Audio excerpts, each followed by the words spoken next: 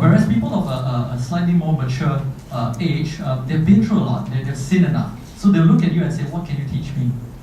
What more can I learn from you?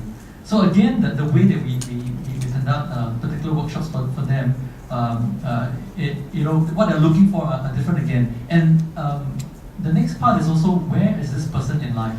Because for a school leaver, your mind is about wanting to secure a job, wanting to do as well as possible, because you want to climb up the ladder as quickly as possible.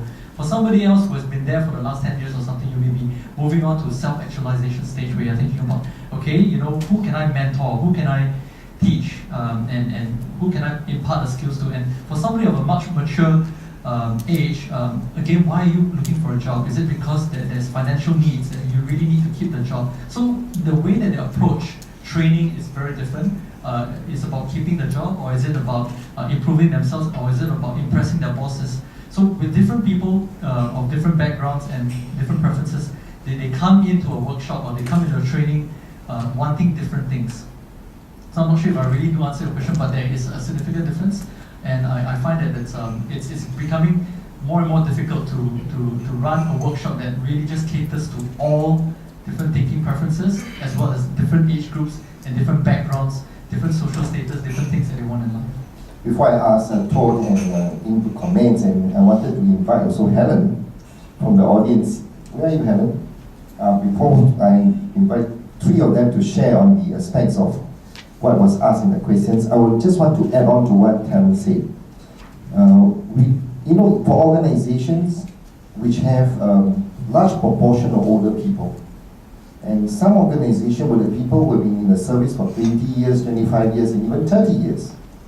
And then with the impending change in re-employment law, and to re-employ this group of people, what some organizations are really doing now is really to address the psychological aspect of this older workforce.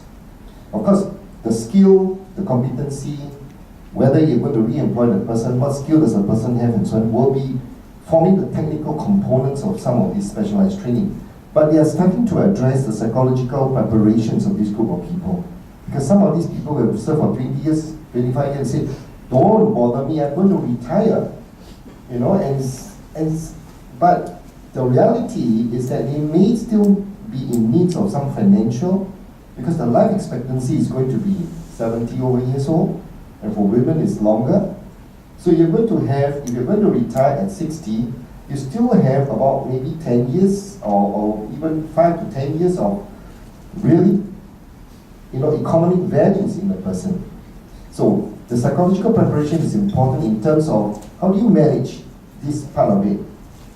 So we actually have been doing some jobs for the Public Utility Board, PUB. There's a huge component of older people. They need people, and so we have to prepare them for the psychological thing, means the mindset change, the mindset orientation, to a world that's going to demand and require the service, thinking themselves as an individual in terms of some of the, I would say, impairments or handicaps, which ultimately is, you can't avoid when you grow old.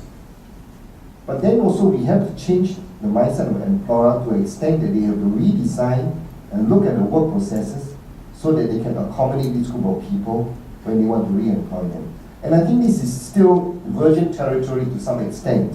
Okay, that we need to get more employers to look at other ways of helping these older people or prime class veteran cope with the work. So with that, I think